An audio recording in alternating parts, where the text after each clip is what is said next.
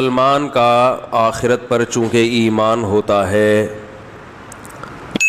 اس لیے اس کی 24 گھنٹے کی زندگی اس آخرت کو سامنے رکھ کر گزرتی ہے۔ وہ کسی بھی معاملے میں اپنی آخرت کے بارے میں سمجھوتا کرنے کے لیے تیار نہیں ہوتا۔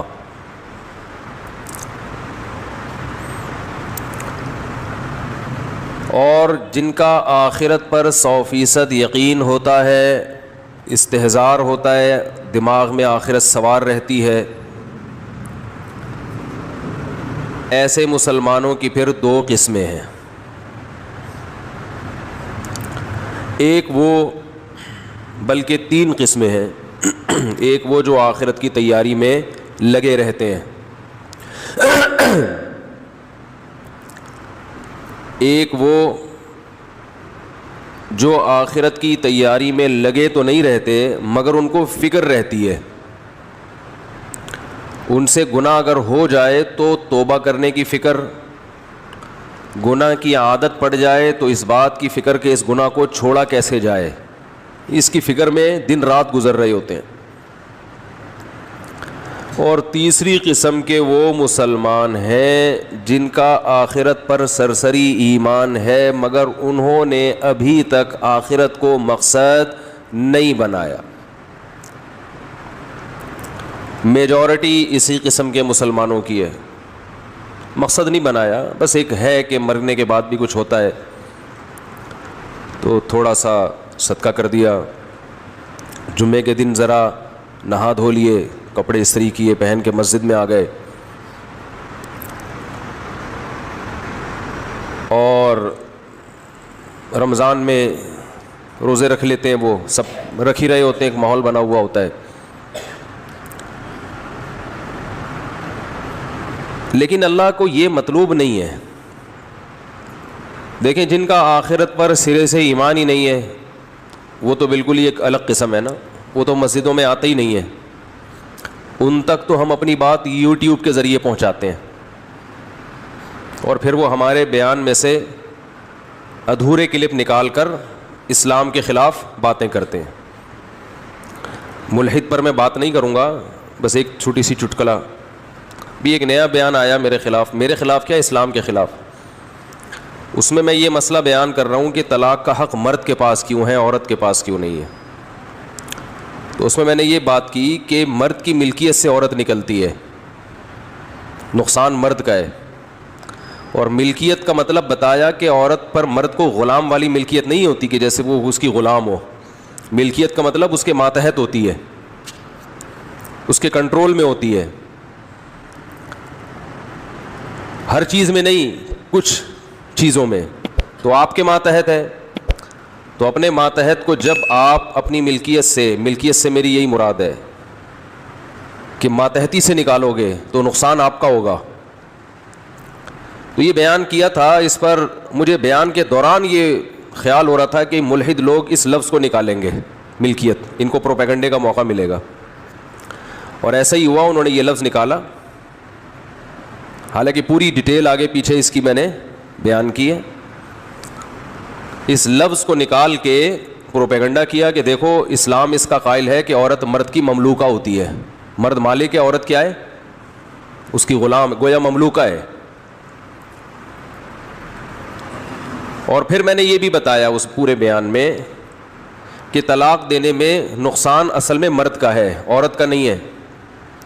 تو محترم نے جو ملحدین ہیں ان لوگوں نے یہ بھی پروپیگنڈا کیا کہ یہ بھی گراؤنڈ ریئلٹی کے خلاف بات کر رہا ہے، طلاق میں نقصان عورت کا زیادہ ہوتا ہے، مرد کا کم ہوتا ہے۔ اس اعتراض کا بھی میں جواب اس بیان میں دے چکا ہوں کہ آج عورت کا نقصان اس لیے زیادہ ہو رہا ہے کہ اسلام کے آدھے حکم پر عمل کیا جا رہا ہے، آدھے پہ عمل نہیں کیا جا رہا۔ میں اس کو ریپیٹ نہیں کروں گا، مطلب ان تمام اعتراضات کا جواب اپنے بیان میں دے چکا ہوں میں۔ تو اس سے ان لوگوں کا اندازہ لگانا چاہیے کہ ملحد جو ہمارے ملک میں کام کر رہے ہیں، یوٹیوب کے ذریعے ہمارے کنٹری میں کام کر رہے ہوں، رہتے دوسرے کنٹری میں ہوں، لیکن جو کام کرنے والے لوگ ہیں ان کا مقصد حق کی تلاش نہیں ہے، ان کا مقصد ہے باتوں کو اچھالنا. جیسے فتنہ پرست انسان کو کہیں سے کوئی بات ملے نا اچھالے گا فوراً وہ. ان کا مقصد حق کی تلاش نہیں ہے. تو مجھے خیال ہوا تھا میں محترم جو بھی بیانات اس طرح کے کر رہے ہیں ملحدین, ان کو یہ بولوں کہ یہ جو آپ چاہتے ہو کہ اسلام کے اس حکم پر اعتراض کہ مرد کا عورت پہ کنٹرول یہ بھی برا ہے اگر, تو اس کا مطلب آپ کے والد کا آپ کی والدہ پہ کنٹرول بولو بھائی نہیں تھا. یہ کوئی اچھی بات ہے؟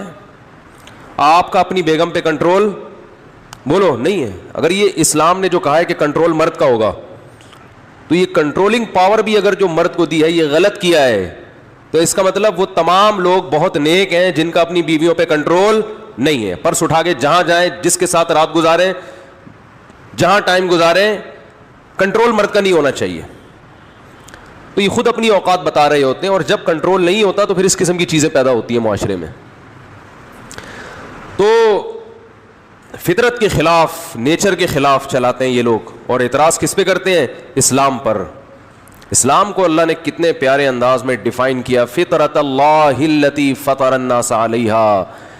یہ لوگوں کی وہ نیچر ہے جس پر اللہ نے لوگوں کو پیدا کیا ہے. اسی نیچر اور فطرت کا دوسرا نام کیا ہے؟ اسلام ہے. مرد کو اگر عورت پہ کنٹرول نہ دیا جائے تو مرد کو طاقت دینے کا فائدہ کیا ہے؟ پھر اسے پاورفل بنانے کا فائدہ کیا ہے؟ تو نیچر کے مطابق بات کی ہے اسلام نے. تو خیر ٹاپک یہ نہیں ہے. تو میں یہ عرض کر رہا تھا, کیا عرض کر رہا تھا؟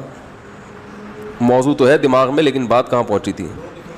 ہاں, میں یہ عرض کر رہا تھا کہ جن کا آخرت پر ایمان ہی نہیں ہے وہ تو اسی قسم کی باتیں نکالتے رہتے ہیں. کچرا تھا انسان اور مر کے کچرا ہو کے ختم ہو جائے گا. لیکن جن کا آخرت پر ایمان ہے ان کا لائف اسٹائل دوسروں سے بہت مختلف ہونا چاہیے. جب ہے ایمان تو بھائی پھر یہ کیسا ایمان ہے کہ جمعے کے دن جمعے کی نماز پڑھ لی, اپنا یعنی جو کلچر میں جو چیز آ رہی ہے بس اس کو فالو کیا. اگر آخرت ہے تو بھائی یہ پھر بہت بڑی حقیقت ہے, کیونکہ اس میں نیک لوگوں کا ٹھکانہ جنت اور بروں کا ٹھکانہ جہنم کی آگ ہے.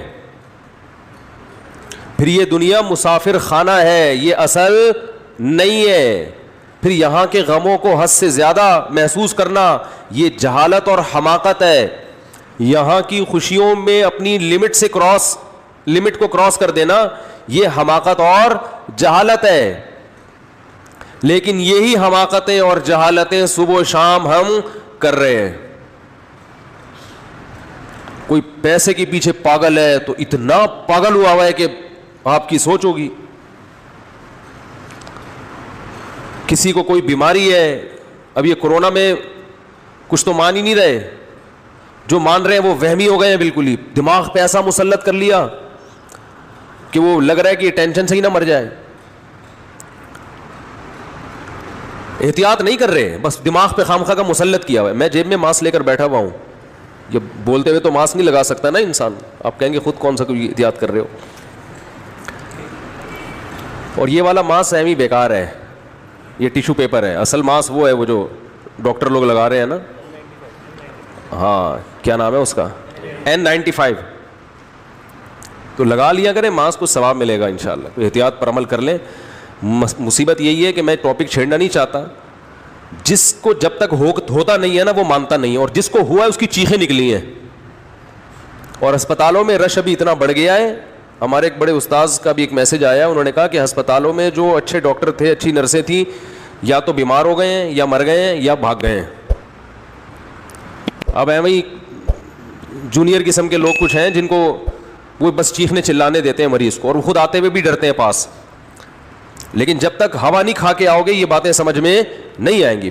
پھینکتے رہو بیٹھ کے یوٹیوب پہ, فیس بک پہ پھینکتے رہو. اور پاکستان کے اس وقت جتنے مشہور علماء ہیں ان میں 99% کا انتقال کرونا سے ہوا ہے.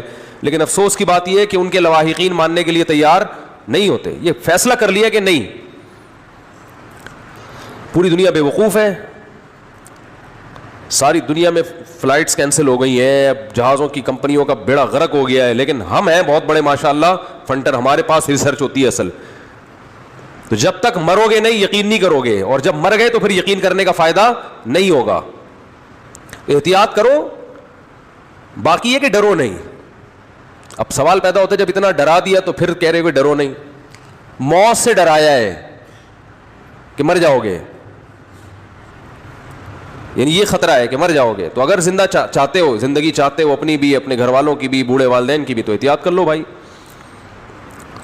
باقی امید کی بات یہ ہے کہ مر جائیں گے نا, تو زیادہ مر جائیں گے, تو اپنی احتیاط کے باوجود اگر مر جائیں تو کوئی ٹینشن کی بات نہیں ہے, کیونکہ نبی صلی اللہ علیہ وسلم نے فرمایا کہ وباؤں میں جو لوگ مرتے ہیں صبر کے باوجود اللہ انہیں شہادت دیتا ہے.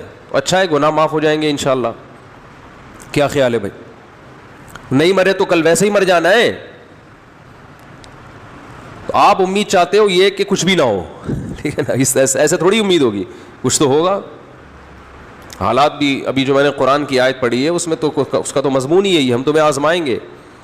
بشیء من الخوف ونقص من الاموال والانفس والثمرات, خوف میں مبتلا کریں گے تمہیں, خوف میں مالوں کا نقصان بھی ہوگا معاشی, بڑے بڑے کروڑ پتی لوگ روڈ پہ آ سکتے ہیں, پیسہ ڈوب سکتا ہے,